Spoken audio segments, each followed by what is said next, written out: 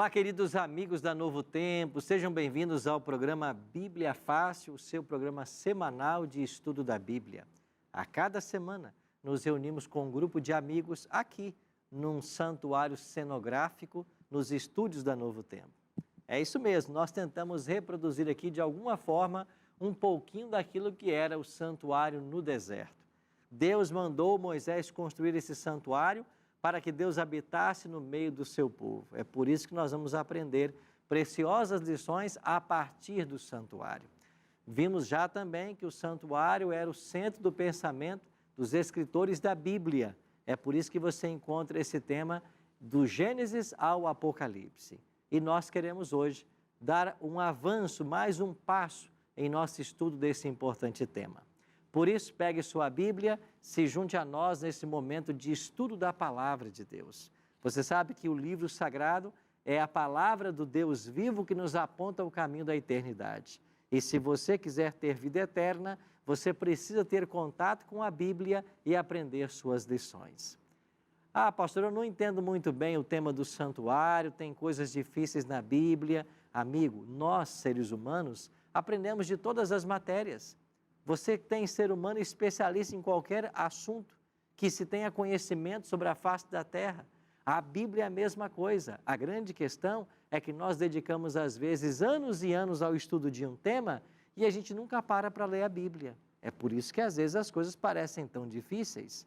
Mas, se você der uma atenção especial à palavra de Deus, tirar um pouquinho do seu tempo todo dia para estudá-la, você vai se tornar também um especialista nos temas sagrados. E para ajudar você, nós preparamos aqui, olha, um DVD, Santuário, o Caminho de Deus. Esse DVD é um presente da Novo Tempo para você. Nós gravamos este DVD lá em Israel, num deserto, onde há um santuário montado nas mesmas dimensões do santuário mosaico. E os 13 temas que esse DVD apresenta são os temas que nós estamos aqui estudando na Novo Tempo. Então, quero convidar você agora a pedir esse material. Como é que você solicita? Você pode pedir agora, mandando um WhatsApp para o número da Escola Bíblica da Novo Tempo. Nosso número, 12981001425. Diga assim, quero o DVD Santuário. E nós vamos orientar você a fazer um breve cadastro, mandando seus dados postais para a gente, tá bem? Se você quiser, acesse a nossa página na internet, novotempo.com/Bíblia Fácil. Ali você vai encontrar um banner com esta imagem, clica nela, você preenche um formulário e vamos mandar para a sua casa. Ou então, liga para a gente em horário comercial, 12 21 27 31 21. Você não paga nada por esse DVD, é um presente da Novo Tempo, graças ao apoio dos Anjos da Esperança. E você que é Anjo da Esperança, muito obrigado por sua ajuda. Graças ao seu apoio, nós podemos enviar materiais como estes para todo o Brasil, sem cobrar um único centavo. Quero convidar você agora a se juntar a nós, a esse grupo de estudos aqui, tomando sua Bíblia e vamos avançar em mais um tema. Nesse tema do santuário, são 13 temas que vamos repassar aqui. Hoje, nós vamos recapitular ou conhecer um pouquinho mais das festas que eram celebradas lá em Israel. E o quarto tema da nossa série, as festas da primavera. Vocês sabiam que o povo de Israel celebrava 7 festas ao longo do ano?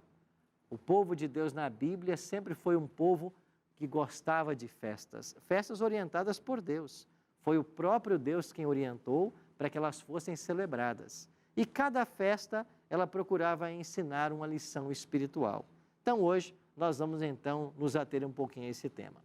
Mas antes de começarmos o estudo, antes de abrirmos a Bíblia, a gente sempre gosta de fazer uma oração. Eu queria convidar vocês aqui no estúdio e você que está em casa nos acompanhando, no escritório, onde quer que você esteja, se você puder, a também fechar seus olhos e orar comigo. Pai de amor, graças te rendemos pelo dom da vida e por todas as bênçãos que temos recebido de tuas mãos. Suplicamos agora a tua bênção, que o Senhor nos ajude e que nós possamos compreender o que a tua palavra deseja nos ensinar com as festas celebradas em Israel. Oramos em nome de Cristo. Amém. Pois bem, todos já estamos aqui com nossas Bíblias. Hoje vamos aprender sobre 7 festas que o povo de Israel celebrava ao longo do ano. Agora, 2 coisas importantes. Estas festas, elas comemoravam eventos importantes da história nacional, elas eram comemorativas de algum evento que havia acontecido na história do povo, então elas apontavam para o passado, mas também apontavam para o futuro. E para o futuro, elas figuravam ou eram tipologias para algum evento relacionado ao Messias. Então as festas apontavam para o passado, para a história nacional de Israel e para o futuro. De alguma forma, elas se cumpririam no ministério do Senhor Jesus. Assim, estudar essas festas é você compreender um pouquinho mais do plano da salvação que Deus estabeleceu. Ela também ensina que a religião, ou elas ensinam que a religião é festiva, alegre e também celebravam o plano da salvação estabelecido por Deus. Elas apontavam para um itinerário de salvação. Cada festa apontava para um aspecto da obra messiânica. É o que nós vamos entender hoje. Outro detalhe importante, a relação tipológica não era apenas nos eventos em si, mas também nos tempos em que eram celebradas. Ou seja, os eventos tipificados pelas festas tiveram que ocorrer no mesmo dia e mês que eram celebradas. Então, vamos supor, se a Páscoa era celebrada lá no dia 14 e 15 do primeiro mês, nesses mesmos dias do primeiro mês, no tempo do Messias, algo aconteceria para a qual a Páscoa apontava. Entendeu? A mesma data em que o povo de Israel celebrava, nessa mesma data aconteceria na história do Messias algum evento relacionado à festa, respeitando o dia e o mês em que a festa era celebrada. Isso vai ficar mais claro à medida que a gente avançar em nosso estudo. Eu já disse que eram 7 as festas celebradas em Israel. Nós tínhamos 4 festas celebradas na estação da primavera e 3 festas celebradas na estação do outono, assim que elas estavam distribuídas ao longo do ano. As festas da primavera apontavam para a vinda do Messias, a encarnação dele, a primeira vinda, e as festas do outono apontavam para a segunda vinda de Cristo, quando ele voltaria segunda vez para estabelecer o seu reino de glória. Então vamos entender algo interessante? Na primeira vinda de Cristo, ele estabelece o reino da graça, a salvação para todos. Na segunda vinda, ele estabelecerá o reino da glória. Aí quem está salvo, quem foi salvo pela graça, vai morar no céu com Jesus. Inicia-se o reino da glória. Então as expressões reino da graça e reino da glória são tempos históricos iniciados por uma ação de Jesus Cristo. Pastor Wilson. Pastor, a morte do Senhor, todo aquele ritual, foi datado já com as festas? Foi. E hoje nós vamos entender qual festa que apontava para a morte dele e como as datas foram respeitadas. Nós vamos nos surpreender com revelações que o Antigo Testamento já tinha feito e que o povo de Israel conhecia, mas muitos nos dias de Cristo que testemunharam tudo isso não se beneficiaram desse conhecimento. Então vamos conhecer estas festas. A primeira delas, ou as 4 primeiras, aconteciam na primavera, na estação da primavera. E a primeira é a festa da Páscoa. Abra sua Bíblia aí comigo no 3º livro da Bíblia, Levítico, capítulo 23. Levítico, 3º livro da Bíblia, capítulo 23. Olha para o versículo 5. Achou aí? Levítico capítulo 23. Olha para o verso 5. Assim diz o texto: no primeiro dia, ou no mês primeiro, aos 14 do mês, no crepúsculo da tarde, é o quê? A Páscoa do Senhor. Então, a Páscoa tinha um dia para ser celebrada. Quando é que a Páscoa deveria ser celebrada? No primeiro mês, aos 14 do mês, no crepúsculo da tarde. A palavra crepúsculo quer dizer ali, próximo ao pôr do sol, perto do pôr do sol. A palavra de Deus apresenta para nós essas datas das festas. E para compreendê-las melhor, é importante conhecermos o calendário dos israelitas, ou hebreus, como também eram chamados. O povo hebreu tinha 12 meses no seu calendário. O primeiro mês chamava-se Nissan ou Abib, os dois nomes aparecem na Bíblia. Depois o segundo mês Liar, depois Sivan, Tamuz, Ab e Elu.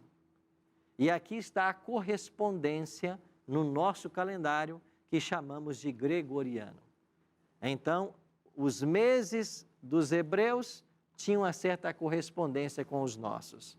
O mês de Nissan, que era o mês da Páscoa, ele corresponde a março ou abril, porque a correspondência começa no dia 15 de março, e vai até 15 de abril.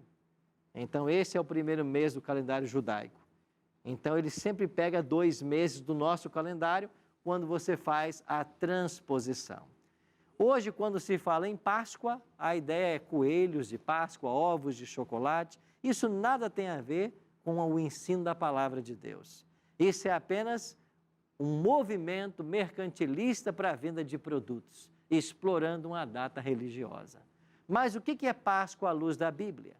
Em Êxodo capítulo 12, se você puder voltar aí na sua Bíblia, para o segundo livro da Bíblia, nós temos aqui o dia em que a Páscoa foi estabelecida por Deus. E Deus passou em Êxodo capítulo 12 todas as orientações a Moisés, seu servo. Agora, olha o que ensina Deus no estabelecimento da Páscoa. Capítulo 12, verso 1. Disse o Senhor a Moisés e a Arão na terra do Egito: este mês vos será o principal dos meses, será o primeiro mês do ano. Falai a toda a congregação de Israel, dizendo: aos 10 deste mês, cada um tomará para si um cordeiro, segundo a casa dos pais, um cordeiro para cada família. Então, olha a orientação do texto.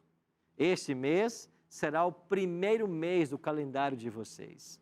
Então, o mês de Abib tornou-se o primeiro mês do calendário religioso do povo hebreu.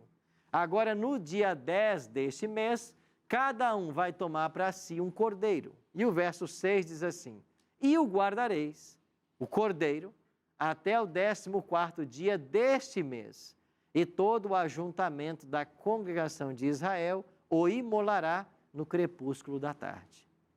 Então, o cordeiro tinha que ser tomado no dia 10, separado. Cada família escolhia um cordeirinho, um ano, sem defeito, pegava esse cordeirinho e colocava ele separado em algum local. 10 do primeiro mês. Quando chegava no dia 14, o cordeirinho tinha que ser imolado, no crepúsculo da tarde, próximo ao pôr do sol.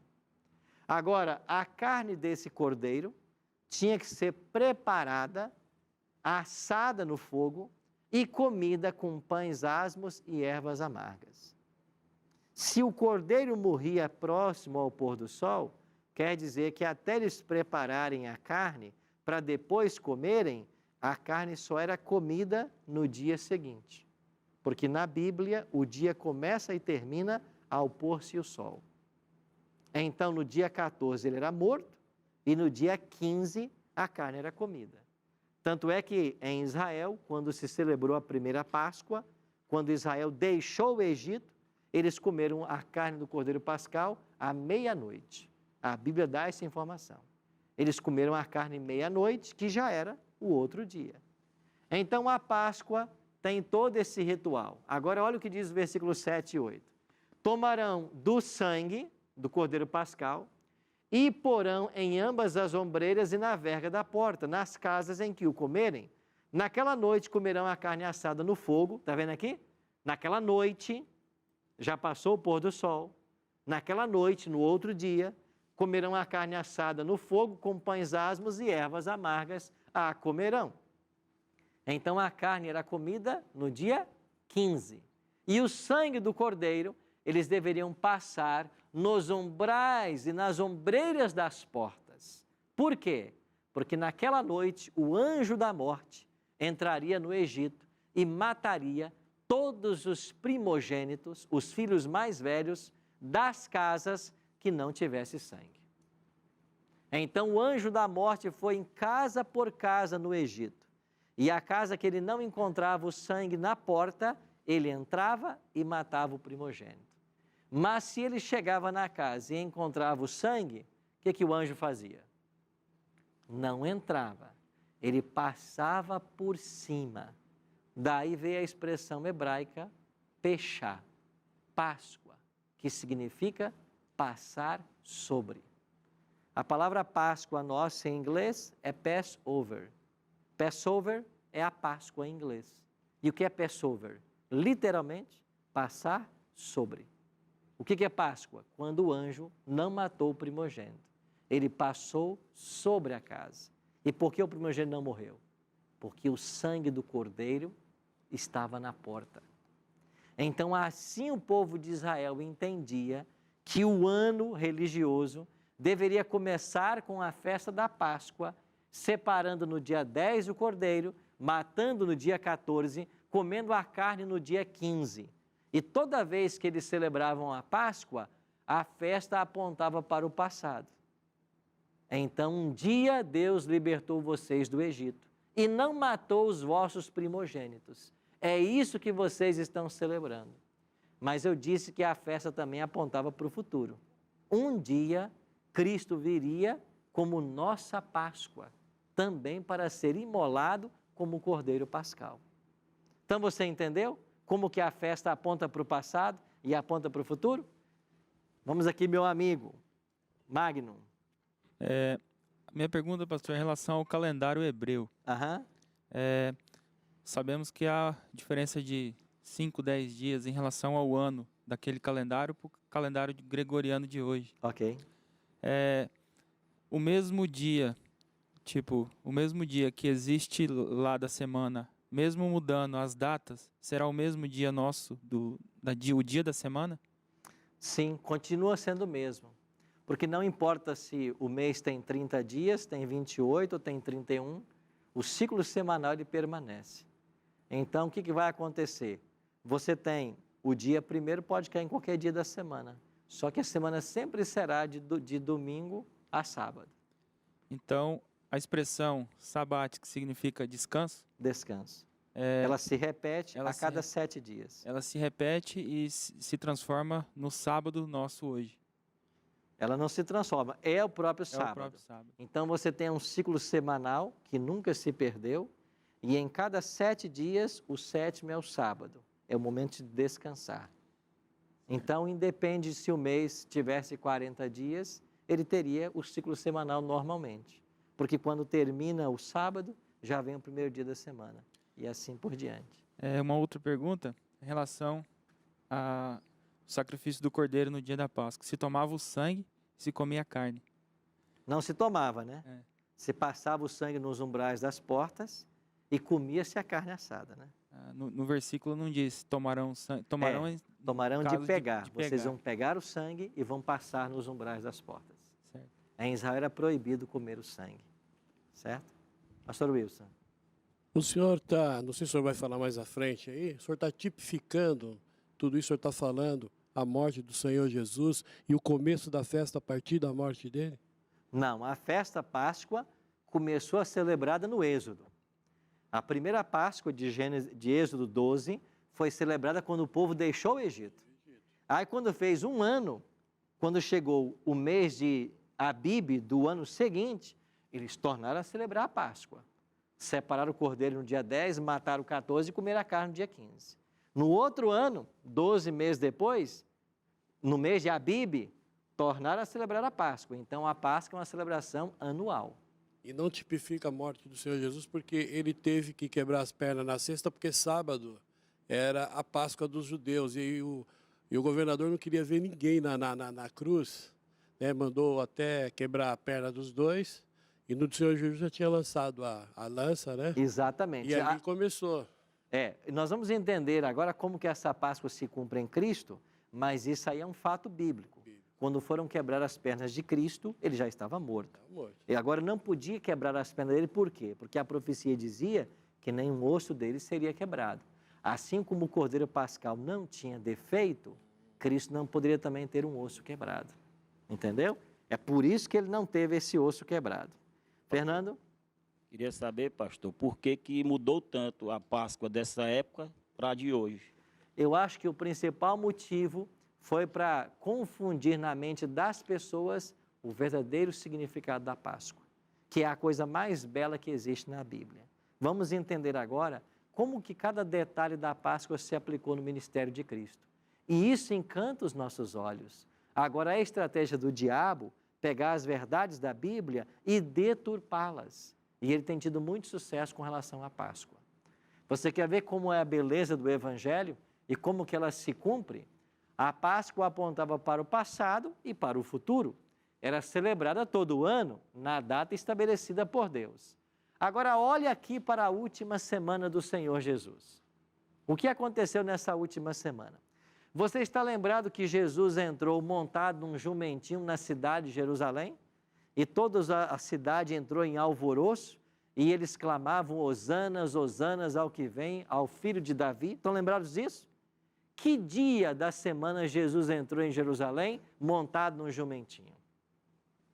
Os católicos sabem muito bem. Eles celebram isso todo ano? Domingo de Ramos. Jesus entrou em Jerusalém num domingo.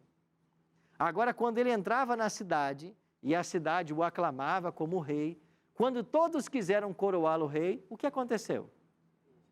Jesus desapareceu. Ele não aceitou ser coroado rei.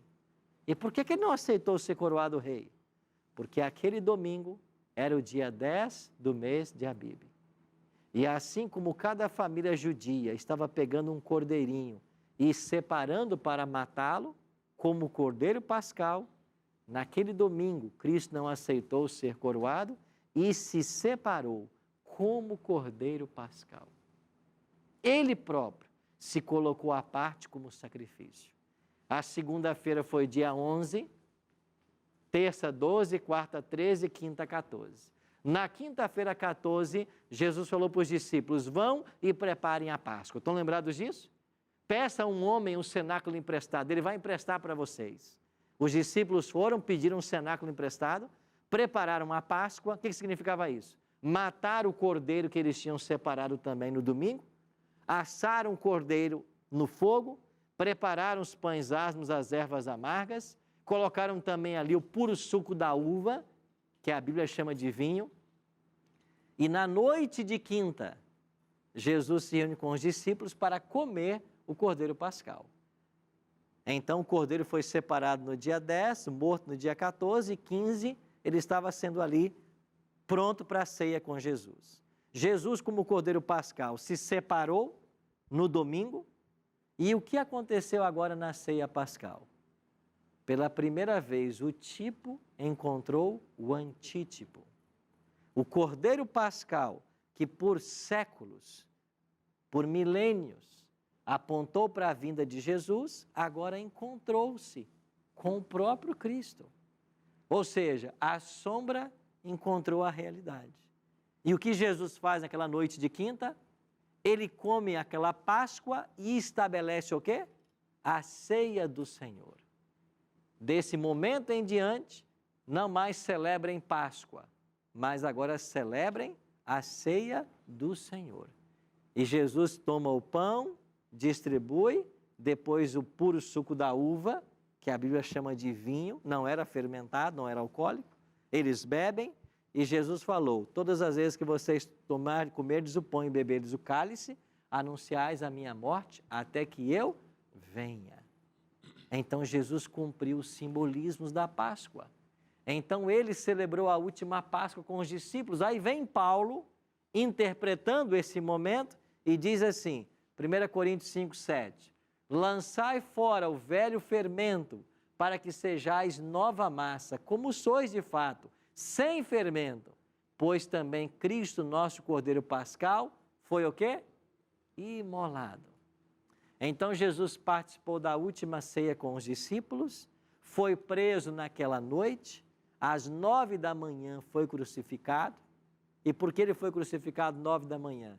Porque era a hora do sacrifício matutino, lá no santuário, e às 3 da tarde ele morreu.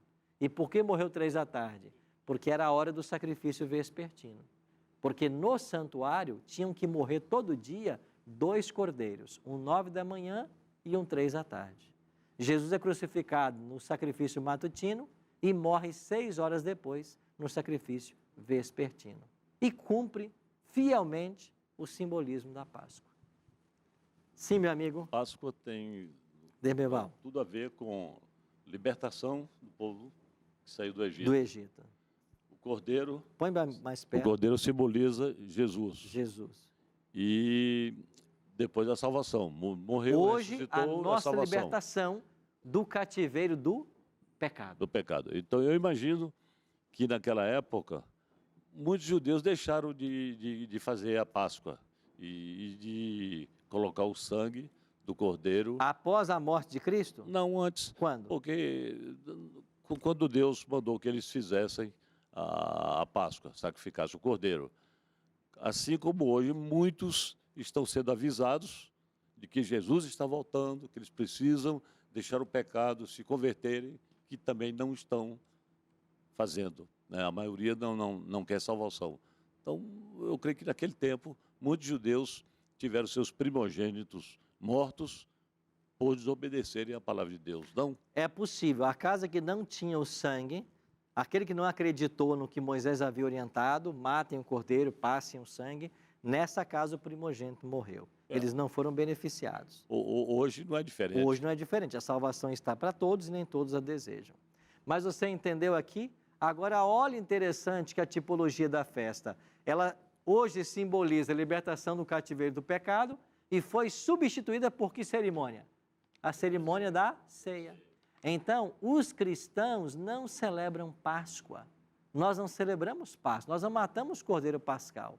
Nós não comemos carne de cordeiro com ervas amargas e pães asmos.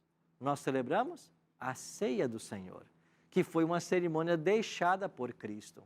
Então, nós temos hoje a ceia do Senhor, que substituiu a Páscoa. Então, o cristão pode celebrar a Páscoa? Não deve. Por quê? Porque ela teve todo o seu cumprimento tipológico em Jesus Cristo. O que é que a palavra nos orienta a celebrarmos hoje? A ceia do Senhor. E quando eu celebro a ceia, eu tenho o compromisso de anunciar a morte do Senhor até que Ele venha. Nós iremos para um breve intervalo e já voltamos com mais 3 festas que eram celebradas na primavera lá pelo povo de Israel. Daqui a pouquinho a gente volta. Acompanhe no próximo bloco. Em relação à Páscoa e a ceia, né? A Páscoa nós vimos que era anual. E a ceia, qual era a regularidade, né? Qual a rotina para ser feita a ceia? Nós não temos na Bíblia uma orientação sobre o tempo que ela deve ser celebrada. A orientação que Jesus deixou foi: todas as vezes que vocês comerem o pão e beberes o cálice, celebrais a morte do Senhor até que Ele venha, ou anunciais a morte até que Ele venha. E o que a Páscoa representa? A Páscoa representa amor, representa a comunhão, fraternidade. É isso que a Páscoa representa? Não tem nada a ver com o significado atual. E você vai ver ainda nesse episódio. Hoje ainda, assim, pode-se dizer que o Espírito Santo fala como Deus falava, literalmente. Eu posso ver o Espírito Santo, ele pode se comunicar comigo conversando, ou isso é uma coisa de consciência? Você falou muito bem quando houve uma mudança na forma como Deus se comunicava. Porque antes do Espírito ser dado, nós chamamos a dotação do Espírito, o Pentecostes, como a era da dispensação do Espírito. Ou seja, quando o Espírito agora está disponível para todos. Antes disso, o Espírito Santo já existia, ele é Deus, sempre existiu, mas ele atuava de forma pontual. Ele vinha até a pessoa e capacitava a pessoa para alguma obra específica ou ele habilitava a pessoa para algo específico.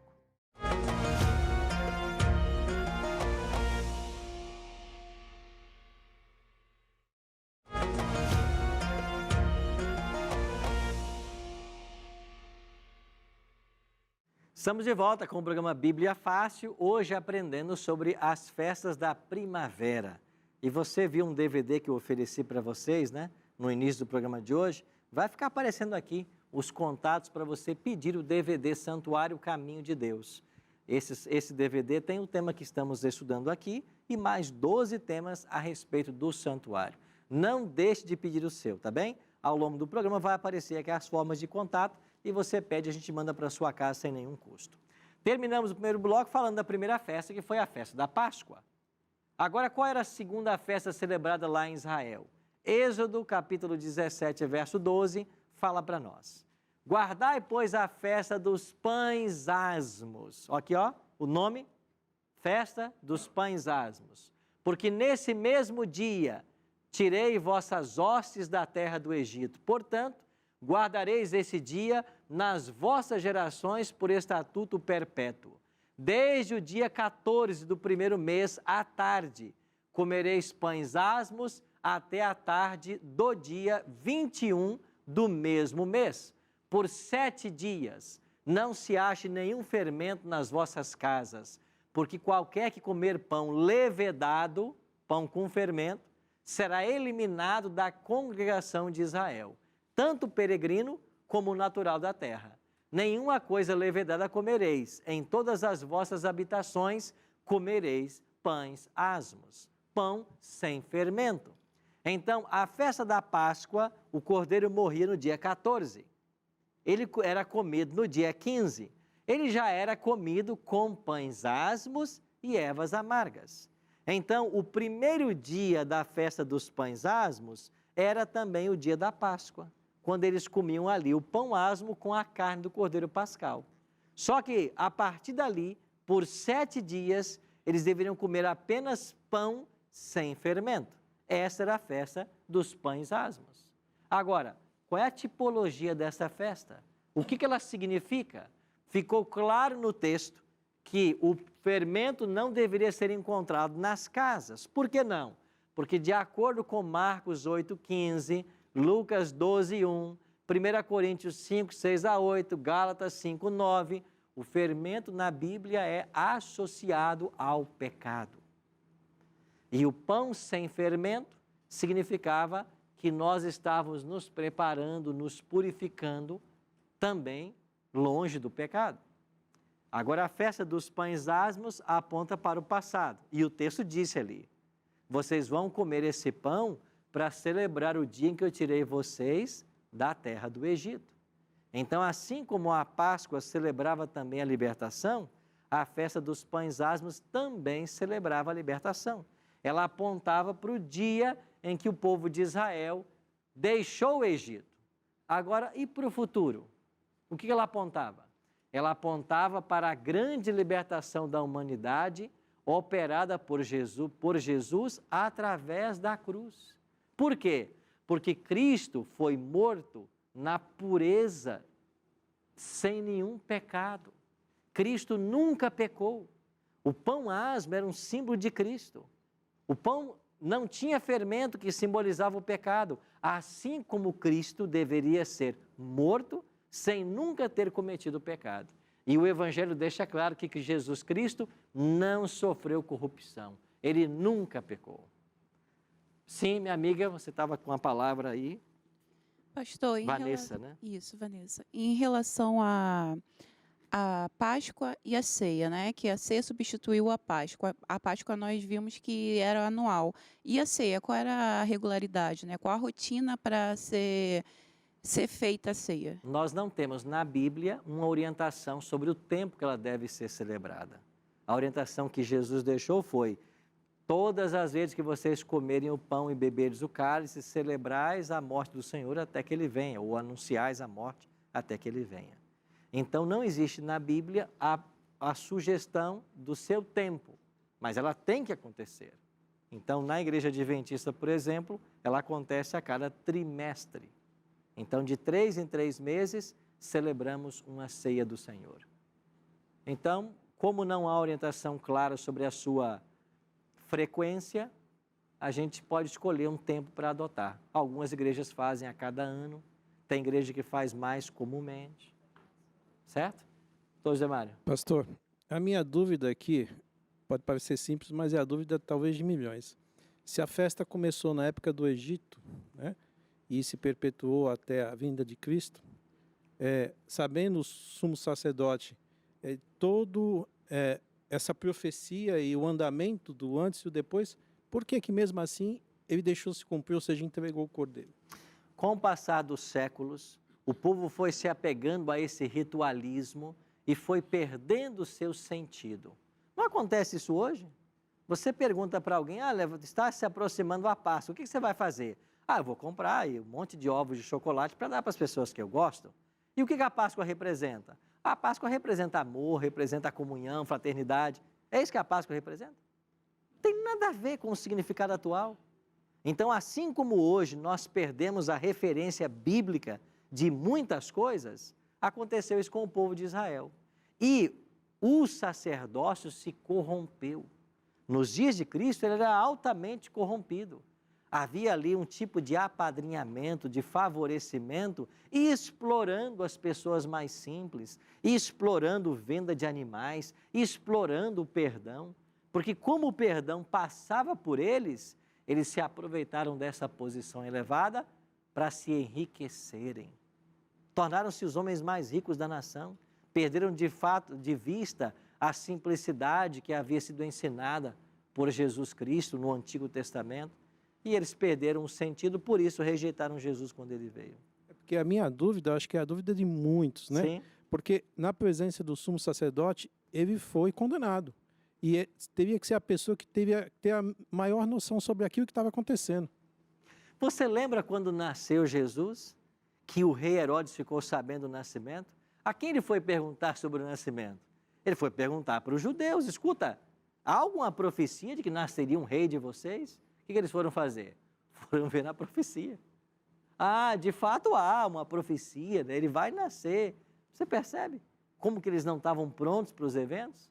Quando Jesus nasceu, quem estava pronto para o nascimento dele? E as profecias apontavam para a chegada dele, mas eles não se prepararam. Na morte foi a mesma coisa. Então, este engano que eles sofreram fez parte de uma estratégia diabólica. E sabe qual foi a estratégia do diabo? Nos dias da vinda de Cristo, ele jogou a ênfase para a segunda vinda. Então a nação judaica não esperava um Messias montado num jumentinho, esperava um rei libertador, que fosse tirar os romanos do poder e estabelecer o judeu como cabeça da nação mais uma vez. Então o diabo conseguiu, na primeira vinda de Cristo, colocar a ênfase de que tem a segunda vinda, quando ele vem para reinar. E hoje o diabo faz a mesma coisa. Ele pega a ênfase da segunda vinda, que é quando Jesus vem para reinar, e tenta jogar na primeira vinda, dizendo que se Jesus vier, eles vão crucificá-lo novamente. Certo? Vamos avançando então? Então a festa dos pães asmos apontava para a pureza do ministério de Cristo, celebrada 7 dias a partir da Páscoa. Terceira festa, das primícias. Olha o que Deus orientou, Levítico 23, 9 e 10. Disse mais o Senhor a Moisés, fala aos filhos de Israel e dize-lhes, quando entrardes na terra que vos dou e cegardes a sua messe, ou seja, colheres o grão da plantação, quando vocês fizerem isso, trareis um molho das primícias da vossa messe ao sacerdote. Então, qual foi a terceira festa que Deus instituiu? Quando vocês entrarem em Canaã e plantarem, quando os grãos nascerem, vocês vão lá, separam um feixe, um molho, um feixe desses grãos, e vocês tragam isso para o sacerdote no santuário. Isso aqui é as primícias, os primeiros frutos, os primeiros grãos. Então, os primeiros grãos da colheita, vocês dediquem ao Senhor. façam essa festa a cada ano. Então, olha o que demais disse Deus orientou aqui no versículo 11 e 12. Este moverá o sacerdote, moverá o molho perante o Senhor, para que sejais aceitos. Quando? No dia imediato ao sábado. O sacerdote o moverá. No dia em que moverdes o molho, oferecereis um cordeiro sem defeito de 1 ano em holocausto ao Senhor. Então, vamos relembrar? Dia 14, morre o cordeiro pascal. Dia 15, come a carne do cordeiro. Com quê? Com pães asmos e ervas amargas. Celebrou-se a Páscoa, começou a festa dos pães asmos. Naquela mesma noite que come a carne do cordeiro. Eles vão comer o pão asmo 7 dias. Agora, no próximo sábado, melhor, no próximo domingo, no dia imediato ao sábado, ou seja, no primeiro domingo depois da Páscoa, não importa o dia do mês, no primeiro domingo, vocês vão trazer as primícias até o santuário. Então, quando era celebrada a festa das primícias? No primeiro domingo, depois da festa da Páscoa, depois da morte do Cordeiro Pascal. Agora, esta festa da primícia apontava o quê?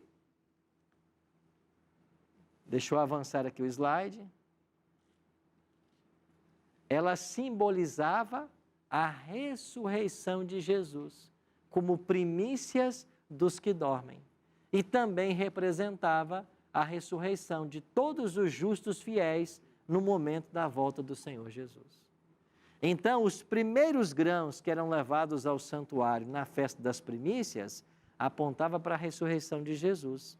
É por isso que Paulo vai ensinar em 1 Coríntios 15 que Cristo é primícias dos que dormem.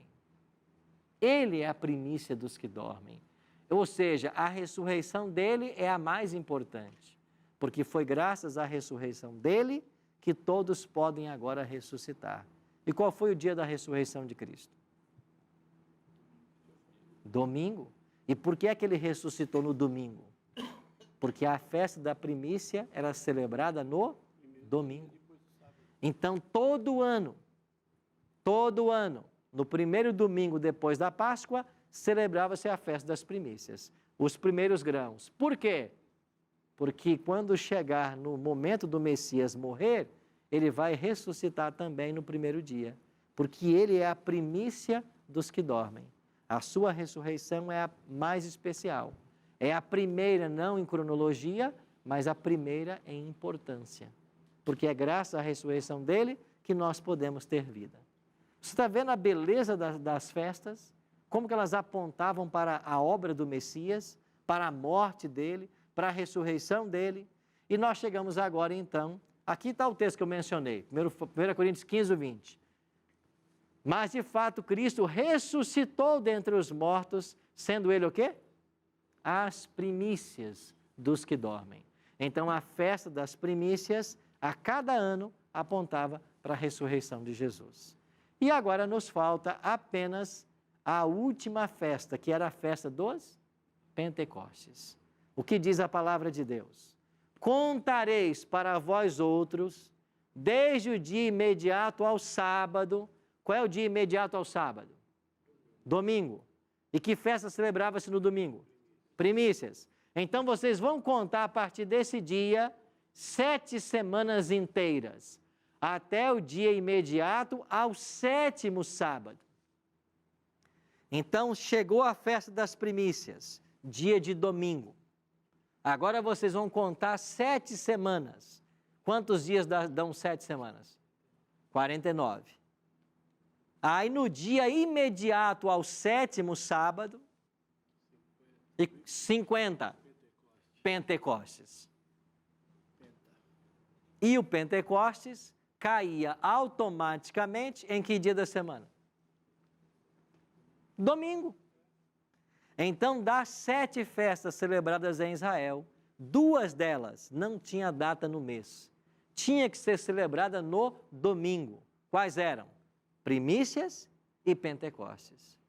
Então, você celebrava a festa das primícias nesse domingo, contava 7 semanas você chegava num sábado, aí no dia seguinte, que era um domingo, você tinha a festa do Pentecostes. E o que acontecia na festa dos Pentecostes? Era a festa que celebrava a colheita.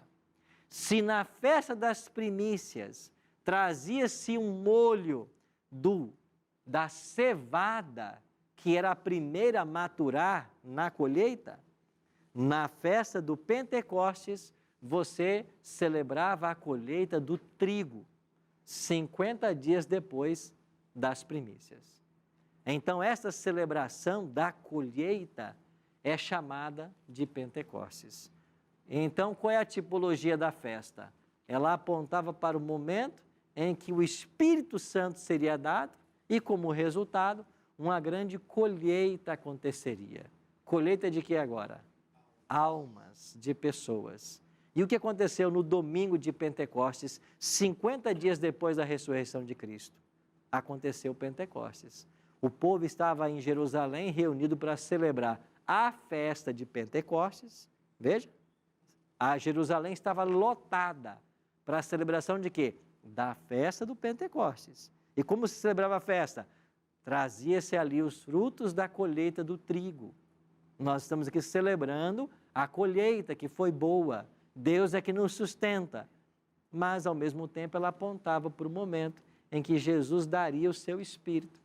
Ou seja, o Espírito Santo seria dado.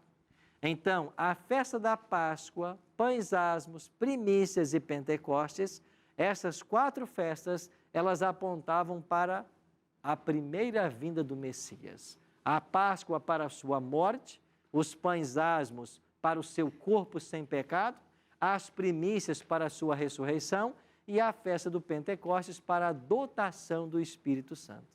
É por isso que João escreveu assim: Cristo, o Espírito Santo, não havia ainda sido dado, porque o Cristo não havia sido ainda glorificado. E quando Cristo é glorificado lá no céu, após a sua ressurreição, 50 dias, é que ele envia o Espírito Santo aqui na terra. Aí nós estamos agora em Atos 2. Quando os discípulos recebem o dom de línguas, eles começam a pregar ali em toda Jerusalém, e só em um dia, 3.000 pessoas foram batizadas. Magno? Pastor, a minha pergunta é, a descida do Espírito Santo no dia de Pentecostes marca também uma mudança na comunicação de Deus com o seu povo, não é isso? Antes Deus se comunicava literalmente, falava com os profetas, com os patriarcas. Após a descida do Espírito Santo, se diz que não houve mais essa comunicação direta de Deus falar ao profeta. É através agora do Espírito Santo. Mas hoje ainda assim, pode-se dizer que o Espírito Santo fala como Deus falava, literalmente. Eu posso ver o Espírito Santo, ele pode se comunicar comigo conversando, ou isso é uma coisa de consciência? Você falou muito bem quando houve uma mudança na forma como Deus se comunicava. Porque antes do Espírito ser dado, nós chamamos a dotação do Espírito, o Pentecostes, como a era da dispensação do Espírito. Ou seja, quando o Espírito agora está disponível para todos. Antes disso, o Espírito Santo já existia, ele é Deus, sempre existiu, mas ele atuava de forma pontual. Ele vinha até a pessoa e capacitava a pessoa para alguma obra específica, ou ele habilitava a pessoa para algo específico. Agora, Jesus falou assim, é bom que eu vá, porque se eu for, o Consolador virá. E por que era vantagem para os discípulos que Jesus fosse? Porque enquanto esteve na terra, Jesus estava encarnado. E se ele estava na Galileia, ele não podia estar em Jerusalém. Se ele estava com Pedro, lá em Cafarnaum, ele não podia estar com Tiago, lá em Samaria. Certo? Só que após a vinda do Espírito, agora o Espírito Santo está em nós. E ele está com todos ao mesmo tempo. Por isso, disse Jesus, é bom que eu vá. Porque o Espírito, quando vier, ele vai estar em vós. E como o Espírito comunica com a gente hoje? Da mesma forma como comunicou no passado, desde os dias apostólicos. Ele fala a nossa mente, nos impressionando a fazer as coisas, a entender o caminho. É assim que ele trabalha. E qual é a forma primária de Deus se comunicar conosco? Aqui, ó. É isso aqui, é a palavra. Então, nós todos fomos beneficiados com a vinda do Espírito. E hoje ele está disponível, como sempre esteve para os discípulos. A grande questão é que a gente se esquece dos ensinos da palavra de Deus. A grande questão é que a gente não para ouvir esse livro, para ler esse livro. E a gente fica esperando uma revelação do Senhor, sendo que a revelação já está aqui, ó, em nossas mãos. Então você quer ser um mensageiro do Senhor? Quer ter a revelação do Senhor? É você abrir esse livro e ensinar para as pessoas. Esta é a verdadeira revelação. Por isso, eu e você temos que aprender que a grande verdade do Evangelho é que nós precisamos compreender que tudo em Israel apontava para esse momento da vinda de Jesus. E hoje nós temos isso registrado. Por isso, meus amigos, vamos entender que o santuário e suas festas apontava para a vinda de Jesus, quando ele viria para estabelecer, para pagar o preço do nosso pecado e nos dar a vida eterna. E que você pensasse nisso agora, enquanto a gente vai ouvir essa música com a Cintia Alves.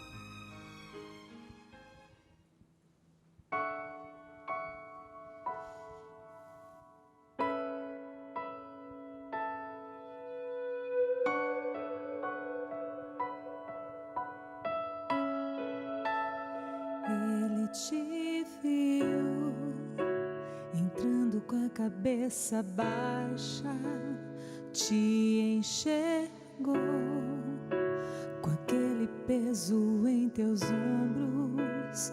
Ele te amou entre toda aquela multidão, como se existisse só você. Como se existisse só você. Ele te vê, ele te enxerga, Cristo te chama e te liberta. Ele te cura quando te toca, Jesus te faz viver pra sua glória. Ele te nota, ele tem planos, ele te faz olhar pra cima, pra te mostrar que Ele é Deus, pra nunca esquecer que Ele te vê.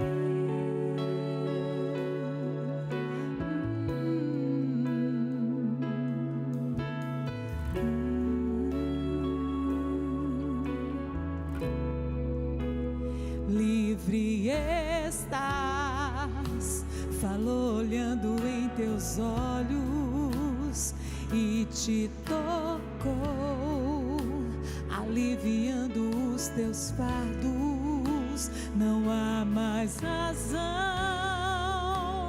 pra viver olhando para o chão. Jesus foi quem te libertou, Jesus foi quem te libertou. Ele te vê, ele te enxerga, Cristo te chama e te liberta. Ele te cura quando te toca, Jesus te faz viver pra sua glória. Ele te nota, ele tem planos, ele te faz olhar pra cima, pra te mostrar que ele é Deus, pra nunca esquecer que ele te vê.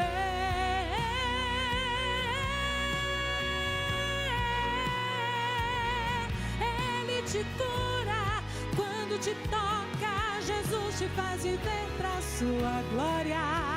Ele te nota, ele tem planos, ele te faz olhar pra cima, pra te mostrar que ele é Deus, pra nunca esquecer que ele te vê. Sempre, sempre ele te vê.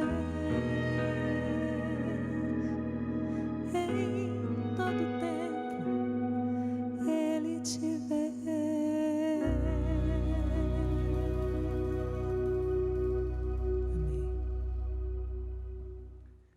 Cristo vê a mim, vê a você. E tudo que estava profetizado através das festas foi fielmente cumprido. Sabe para quê? Para que ao morrer na cruz ele pagasse o preço do nosso pecado e nos desse direito à vida eterna. Vamos abrir nosso coração hoje e aceitarmos tão grande salvação? Pai querido, obrigado porque viestes a esse mundo cumprir todas as tipologias das festas apresentadas por nós no Antigo Testamento. Obrigado porque a tua morte nos trouxe vida eterna. Nos ajude a aceitar hoje esse dom maravilhoso do céu. Oramos em nome de Jesus. Amém. Obrigado pela sua participação no estudo de hoje. E semana que vem a gente se encontra para mais um tema.